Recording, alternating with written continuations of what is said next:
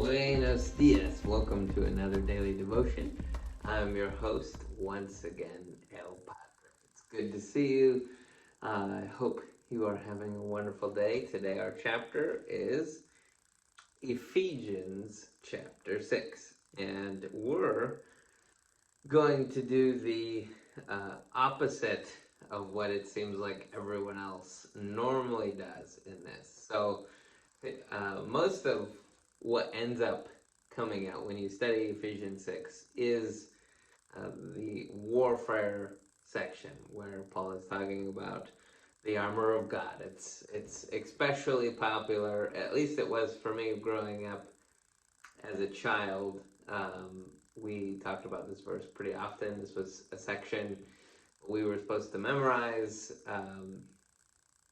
And so it was, and I think historically, it's significantly more popular to talk about. So, in an effort to give voice to sections that are significantly less popular, here we are. Today we're going to talk about, we're going to finish up what Dan was talking about yesterday when it comes to the Christian ethic. Some of the things that God asks of us through Paul in this section. And so here we go. First off, we're going to be talking about children. Or you could say our two sections will be dealing with both slavery and then the relationships between children and their fathers and mothers in the home. And so here we go. It says in verse 1, "Children, obey your parents in the Lord, because this is right. Honor your father and mother, which is the first commandment with a promise, so that it may go well with you and that you may have a long life in the land." So, first off, let's just not ignore the reality that this is the first commandment with a promise. So there are lots of commands, like one of the first commandments in the Bible is be fruitful and multiply, but that doesn't come with a promise. What's interesting to me is for the longest time I thought this was really just talking about the first of the 10 commandments with a promise. I think that this is talking about the first commandment in the whole Bible up until this one. It's the first. And so, let's see. It says that it's the first commandment with a promise, so that it may go well with you and that you may have a long life in the land. My dad has a joke that he always talks about how, like, how we know you'll have a long life if you obey your parents or honor your parents. It's because they don't kill you. Now, we say that jokingly.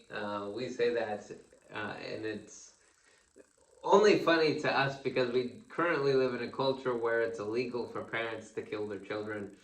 Although, if you've been watching the news, I'm sure you've seen there are instances where people are doing that.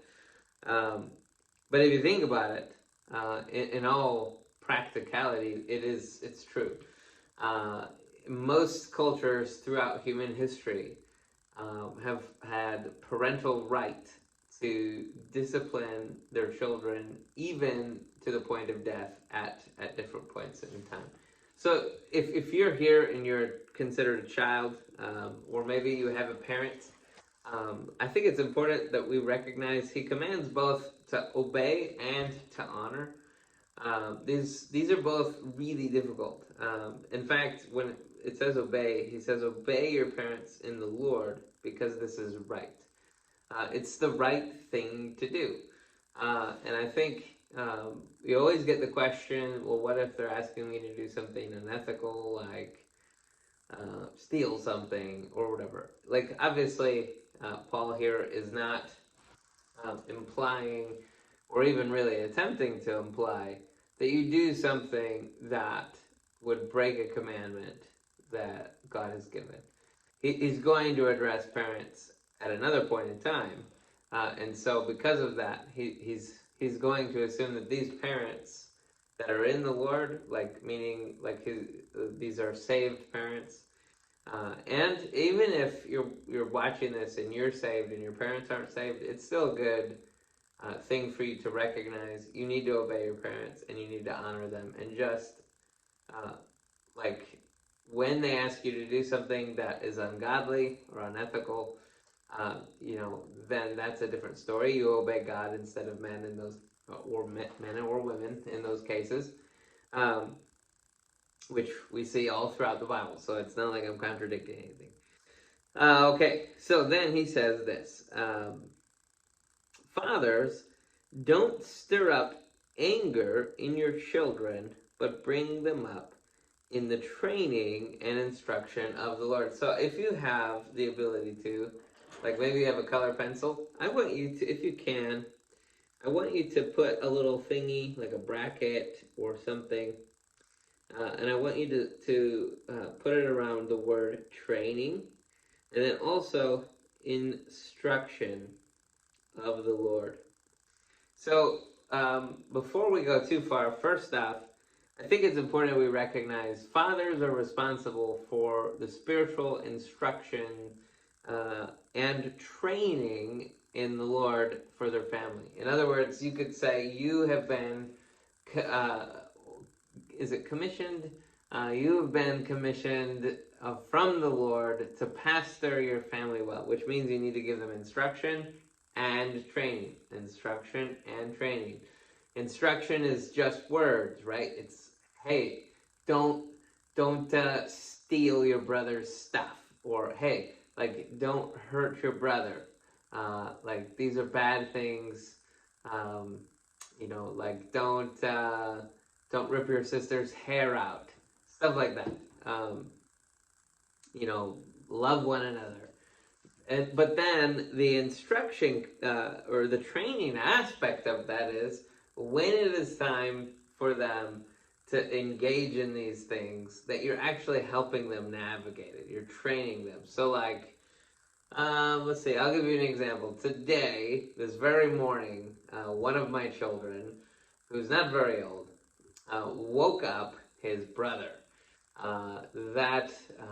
His brother is a baby. His brother needs sleep, and so his brother will wake up on his own. He sleeps very well, and so we had to give this young man the opportunity to apologize to his brother for waking him up. And we do that because it's important to be courteous to the people around you. It's important to be courteous and to think of others more highly than yourself. We've talked about that here in the past. And so we're helping our son to learn how to process, like, hey, just because I'm awake doesn't mean everyone else has to be awake. Now, it's a different story if, we're with him and we're saying, hey, you know what, it's time for everybody to be up, breakfast is ready, it's time to get down to the table for devotions. Like, that's a totally different story.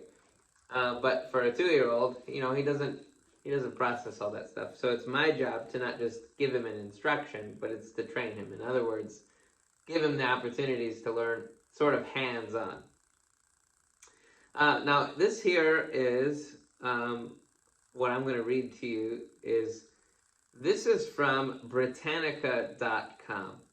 And so during the Roman Empire was an interesting place for sure. So during the time that this book was actually written, there were several laws that are really important for us to recognize. Both Imperium Romanum.pl. So if you look up Imperium Romanum, their whole website is devoted to Roman Empire, the study of archaeology, all kinds of different things. The learning, they have all kinds of documentation on there. Both the encyclopedia and this website are what I would say seem like legitimate websites. And so there's a law in the Roman Empire called Patria Potestas, which means in Latin, power of a father. So here's the thing. For a long time, the father had absolute rights of everyone in the home. That includes his wife and all of his children and anybody who lives under his care, so slaves, everyone. If you're a son and you have a job and you make money, your money is not your money, that your money is his money. And so and that works until he dies and leaves a will which disperses whatever would be dispersed to whoever he deems. And I think this is interesting because, like, the father had the right even to inflict capital punishment. Now, today, when we would say capital punishment, I think it's important for us to recognize. Sometimes people say that, and what they're referring to is maybe a spanking or timeout or some kind of maybe like a slap on the wrist or something like that, like flicking. Somebody, I think Jordan Peterson talks about like flicking the ear. Something that just causes a tiny bit of pain to help them to recognize, no, that's uncalled for. But when this is talking about the capital punishment, it's execution. it's not saying, which, right, like in America, it can be execution, but here in particular, it's mostly referring to the death penalty or execution of an offender. And I'm just going to read you from their website. Sentenced to death after conviction by a court of law of criminal offense, but it also can be under the father. It's sometimes used interchangeably with capital punishment, though the imposition of the penalty is not always followed by execution, even when it is upheld on an appeal. This is mostly dealing with somebody who is going through a trial. But according to their site, under the Patria Potestas information, a father has the ability to inflict capital punishment, which means he doesn't have to try the son. And it also says this, that he alone has any rights under private law. So there isn't a child under the father that has a single right. Not just the child, but the wife as well. And what's crazy is that, like, this is interesting. I want to read this too. Patria Potestas ceased normally only when the death of the father, but the father might voluntarily free the child by emancipation. And a daughter ceased to be under the father's potestas upon marriage. What I think is interesting, because we just studied within the last week about how, maybe it was in Galatians, where God, he says, I no longer call you a slave, but I call you a son. And almost like what he's talking about here is this sort of emancipation, where he's freeing you to not just be a servant, but to be a son. And so there's a lot of crazy laws the Romans had. And so, let's see, this one here, this is interesting because there are bonus laws. You don't have to be married in order to have children. Like, you could adopt. And so there are several laws, especially you get bonus laws if you have 3 children. And this is also interesting at the time that Jesus would have been alive, and at the time that Ephesus was, this book was written. According to this website, Imperium Romanum, in 18 BCE, formed, I can't even pronounce that, introducing obligation to remain married, and in the year of 9 CE, imposing obligation to have children. So if you're between the ages of 20 and 50 if you're a woman, and 25 and 60 if you're a man, you are obligated, legally obligated as a Roman citizen to have children. And so I do think that that's kind of an interesting thing. But what I think is the most important for all of us to recognize here is in regards to fathers. Paul here he's taken everything and put this countercultural twist on it, where a father who has the right to capital punishment, he's saying, look, fathers, one, you're responsible to teach and train your children, instruct and train your children. But not only that, don't stir up anger in your children. I know, like, sometimes fathers, we push our sons to, not just our sons, but our kids to want to make good choices. We push them to want to to do the right thing. And so, like, sometimes even the best among us will try to kind of provoke them into like with the hope, so to speak, of exposing the craziness of what they're doing. But that's, I don't think, what he's talking about here. He's saying don't stir up anger in your children. Some of the versions will say don't stir up your children to wrath. And so that gives this illusion that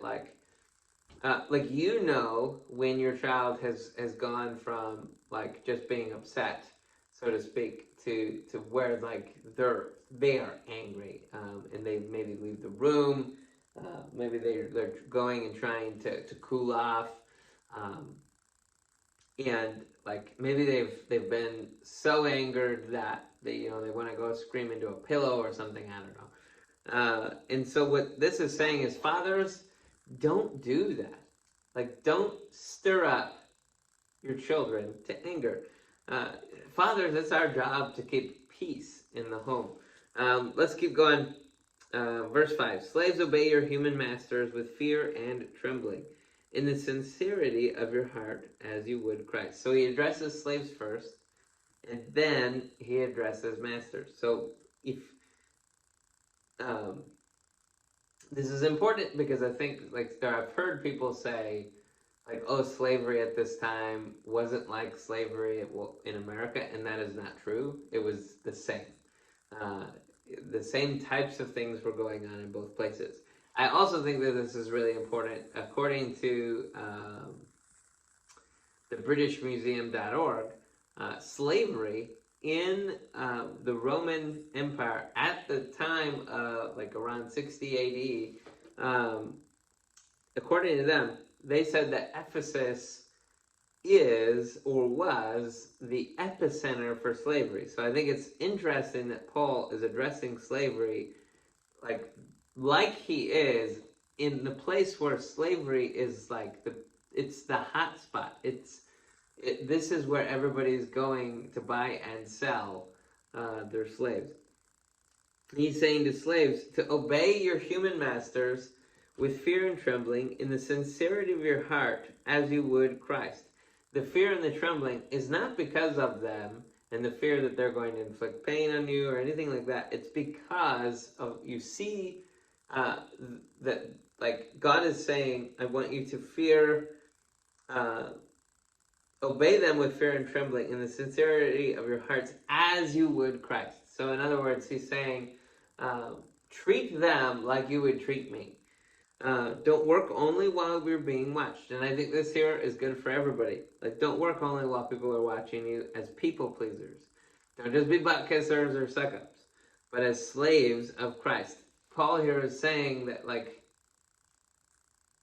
both actual slaves and the rest of us, we need to serve those we're serving as if they are Christ.